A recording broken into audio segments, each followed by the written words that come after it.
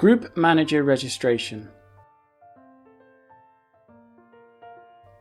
The Group Manager Registration tool will allow you to add department managers by clicking on the Add New Manager tab.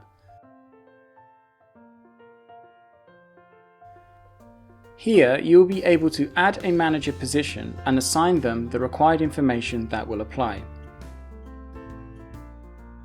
By setting them up with a login ID, email and password, they will be able to access the administration features on Jobcan and make actions against any permitted responsibility that have been given authority to act upon.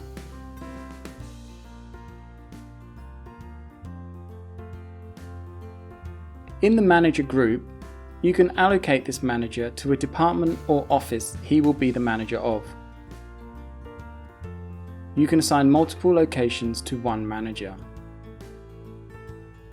By clicking on the authority settings, you will be able to set the authority level over what this manager will have access to from the Jobcan admin page, such as holiday approval, shift scheduling, registering staff, and correcting clocking errors.